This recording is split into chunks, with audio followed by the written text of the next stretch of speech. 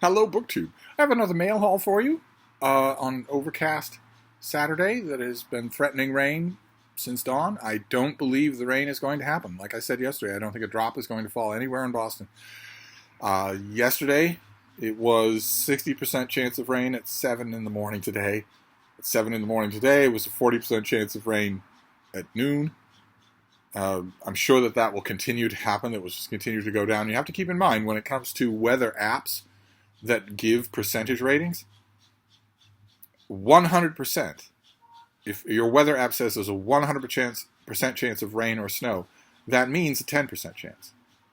Which means, and it goes down 10% for every 1% that it goes down in the prediction on the app. So if your app says there's a 98% chance of rain, that means there's a 0% chance of rain. If it says anything lower than 100%, and even 100% only means 10%. So I doubt it's going to rain today, but just to play it safe, I will be sure to get in some walks with the bean before it happens. But we've got some mail. I mean, it's overcast for most of the day. The sun came out a little bit a little while ago.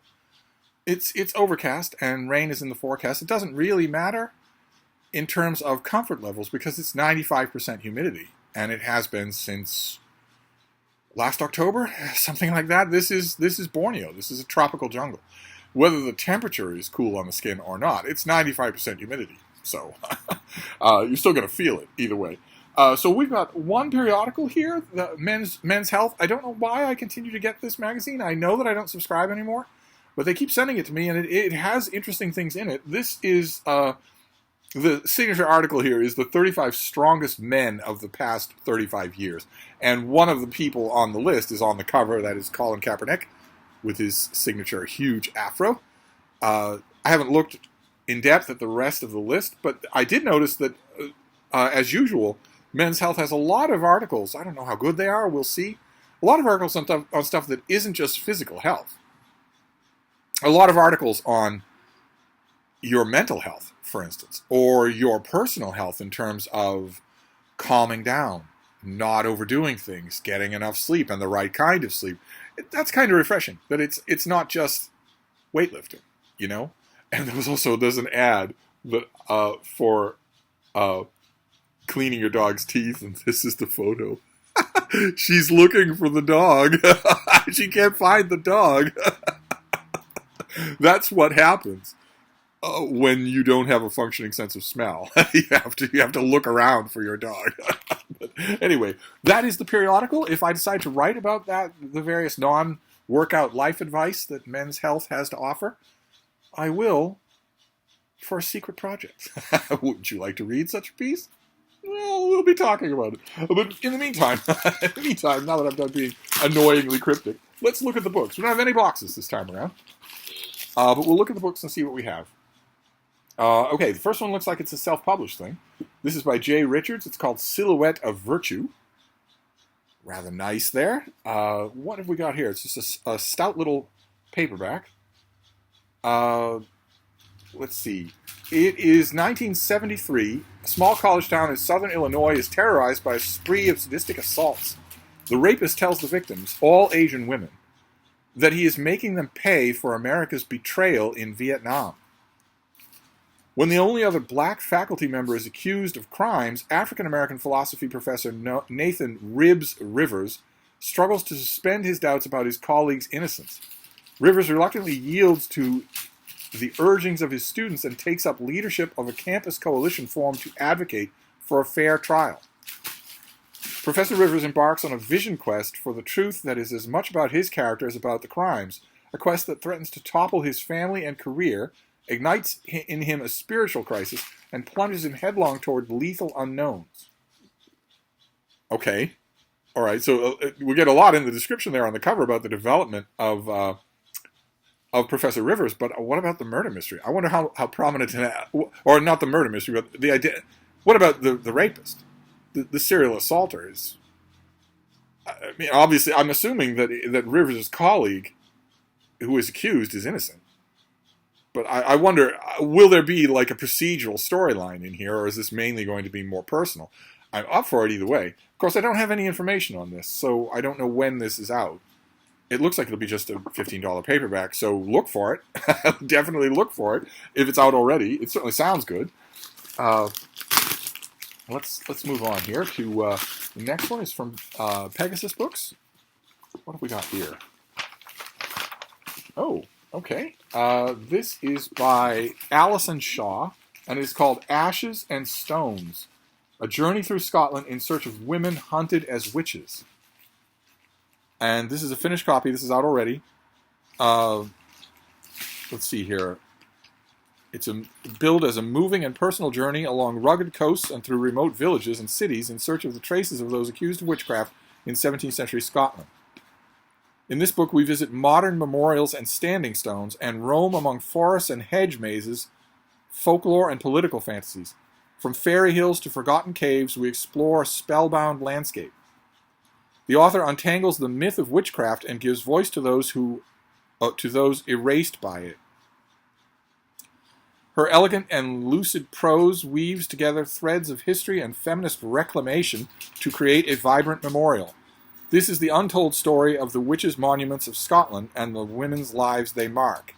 This book is a trove of folklore linking the lives of contemporary women to the horrors of the past, a record of resilience and a call to choose and remember our ancestors. Okay, this is out already. So the author goes to various stones and researches their history. Does this have pictures? Any illustrations at all? No, it doesn't have any illustrations at all. Okay, well, I don't recall that I've ever read a book like that. I've read a lot on witchcraft. I don't think I've ever read a book like that before, and this is out already, so this goes on the reading list for tonight. Of course, you'll be able to guess what my hackles will be up for in the course of this book, whether or not this book ever accuses me personally by name of ducking a witch. I have never persecuted a witch. If the book accuses the men, although a lot of witches, a huge number of them were accused by other women, but if the men, that feminist reclamation, of course, gets my hacks up. If the book accuses men of slandering women and torturing them and killing them as witches, fine. Okay. If the book accuses all men, past, present, and still to come, of doing that, well, not so fine. So we'll see. In other words, as I always say on this channel, I'm wondering, that line, feminist reclamation, makes me wonder if this book is going to just openly indulge in the openly professed bigotries and sexisms of the 21st century. It is totally fashionable to indulge in certain sexisms and racisms in the 20th century.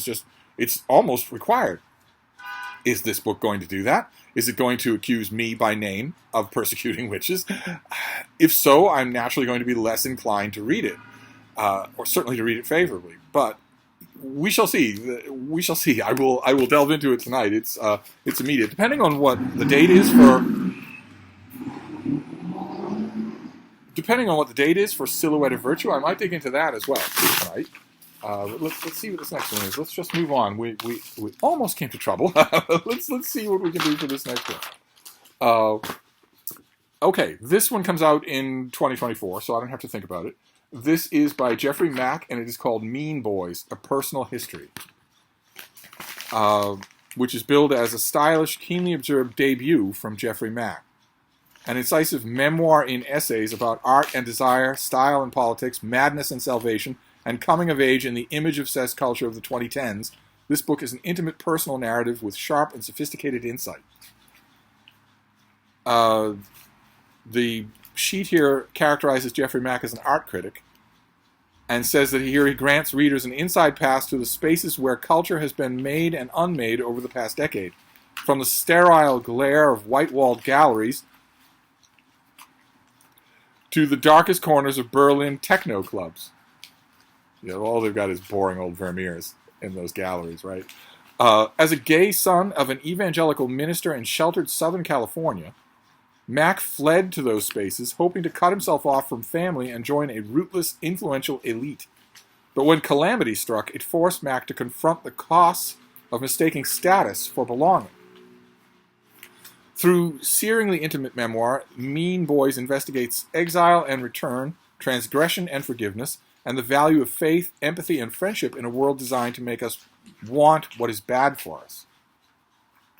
Okay, that's pretty good. Let's see here. So let's give an example here. In the title essay, the author explores mean boys, the boys who take up space and dominate the high school cafeteria of life, wielding cruelty to claim their place in the pecking order. Some mean boys make art or music or fashion, others make memes. Mean boys stomped the runways in Milan and Paris. Mean boys marched in Charlottesville. Yes, they did, but the kind of mean boy that you are describing is 95% gay. If you don't admit that in this book, then what are you doing? Then what are you doing? Mean gays is a meme on its own, for Pete's sake. Anyway, one mean boy became president. For Mac, mean boys are the emblem of a society so ravenous for the new, so skilled at discovering and exploiting the next edgy thing, that it can even sell itself the unthinkable. In these 8 propulsive pyrotechnic essays, Mac ranges widely and dives deeply into the landscape of art and fashion in our era of paranoia, crisis, and frenetic consumption. Okay. All right. Well, we will see. We will see. I won't know this year. I'm not going to read this until next year. But the kind of culture of superficial, snappy, mean girls' automatic disdain overlaps with gay male culture an enormous amount. That is an enormous factor. I doubt there's a gay man listening to me who's under the age of 45 who will deny that. So if the author denies it, if he's only using mean boys as a synonym for the straight boys he doesn't like, well, this is going to have less interest for me then. So again, we are in dangerous territory. This does sound interesting. So let's move on to the last one. We'll try to get out of dangerous territory. We don't want our streak to end. We've been doing so good with the mail. We don't want our streak to end. Let's move on here to the last one. What have we got here? Please, let's be good. All right, this comes out in mid-December, so this will be on my list. This is oh no, oh no, please, not another rant. This is Japanese fiction. It's by Keigo Higashino. It's translated from the Japanese by Giles Murray. Let's see what we have. This is called The Final Curtain. Tasteful cover there. The flagstones really make it. They really bring it together here. Keigo Higashino is one of Japan's most popular, biggest-selling fiction authors, as well known as Stephen King or James Patterson in his home country. Is that true? Those of you who are in Japan? Does this author command a huge space at the front of bookstores? Higashino burst onto the U.S. scene in his 2011 publication, The Devotion of Suspect X, which we saw on this channel, didn't we? Oh, no, we didn't. 2011. No, we didn't see it on this channel, but I did get it. I got an advanced copy and a finished copy from Soho Minotaur Books. In this book, which comes out in mid-December in hardcover, one of Higashino's most acclaimed mysteries will be published stateside in December 2023, in which Tokyo police detective Kiyochiro Kaga finds himself forced to try and make sense of a most unusual murder. Okay, that threw me a bit there, because what does that mean, one of his most acclaimed mysteries? So we're not getting him in publication order? Is that right? This book was published in 2014? Yeah, this was published in 2014 as Inori no Maku ga Oriru Toki by Kodansha. Kodansha didn't do it in America. Okay, so this came out in 2014 and is being billed here as one of the author's most famous mysteries. Okay, but that's, I don't know Japanese, but that is that title that I just listed is certainly not The Final Curtain. It's certainly not as boring as that. Do any of you know Japanese? Inori no Maku ga Oriru Toki. That certainly does not mean The Final Curtain. It sounds like the literal translation of that would be a better title. The Final Curtain is a boring title. But anyway, let's see here. A decade ago, Tokyo police detective Kaga went to collect the ashes of his recently deceased mother. Years before, she ran away from her husband and son without explanation or any further contact, only to die alone in an apartment far away, leaving her estranged son with many unanswered questions. Now in Tokyo, Michiku Oshitani is found dead many miles from home, strangled to death, left in the bare apartment rented under a false name by a man who has disappeared without a trace. Very similar. Oshitani lived far away in Sendai with no known connection to Tokyo, and neither her family or friends have any idea why she would have gone there. Hers is the second strangulation death in that approximate area of Tokyo. The other was a homeless man killed and his body burned in a tent by the river. As the police search through Oshitani's past for any clue that might shed light, one of the detectives reaches out to Detective Kaga for advice. As the case unfolds, an unexpected connective emerges between the murder or murders now and the long-ago case of the missing mother. Okay, that sounds fantastic. That sounds absolutely fantastic. But Detective Kaga, why is that ringing a bell? Have I reviewed this author? Oh my, I think I did. The latest Detective Kaga mystery to be translated into English was A Death in Tokyo. Didn't I review A Death in Tokyo? Oh my god, I'm going to try and remember. I'll try and remember to find that review if I did and post it with this video. But again, as I've been saying forever and ever now, as I've been saying for years, if you're ever wondering if I've reviewed something, just use Google. That's what I do. Type in my first and last name and then as much of the information as possible. So in this case, A Death in Tokyo and Higashino ought to do it. I think I reviewed A Death in Tokyo. But anyway, it's a murder mystery. It's later this year. I'm all for it. So absolutely, and it's not dangerous territory at all. I thought maybe that it was going to be because I have a ready-made rant about Japanese zombie fiction. But that won't apply to murder mysteries. I don't think. I seem to remember that A Death in Tokyo really just sort of shows up, says, hi, I'm a murder mystery, and expects you to applaud. I don't remember it really paying off the way it could have. And I don't remember thinking that it was the translator's fault. Sometimes you do, right? When you're reading translated literature, especially if you don't know the original. Sometimes I will be reading something like that and I will think, all right, this isn't landing at all, but I don't think it's the author. I think it's the translator. I didn't get that sense with A Death in Tokyo. So we'll see. This, I think, is earlier than A Death in Tokyo. I think this book was written earlier. Maybe, who knows? But detective fiction usually isn't zombie fiction. The zombie fiction, the type I'm talking about, is, you know, the type where the protagonists just sort of stand there with their eyes half closed and don't really do anything in the course of the book. And the book is 100 pages long, soaking wet with rocks in its pockets. It's meant to be, it's written on a phone. It's meant to be read on a phone. It's meant to be forgotten right away. This isn't that. So we don't get that rant, which is good because we've come close to rants a couple of times in this mail haul. We want the streak to continue. I think it actually will. Right? This is Saturday, and Saturday mail deliveries are weird. They aren't, it's not the usual drivers. The timing is different. I'd be willing to bet that more packages will arrive today, probably late tonight. So there might be mail tomorrow.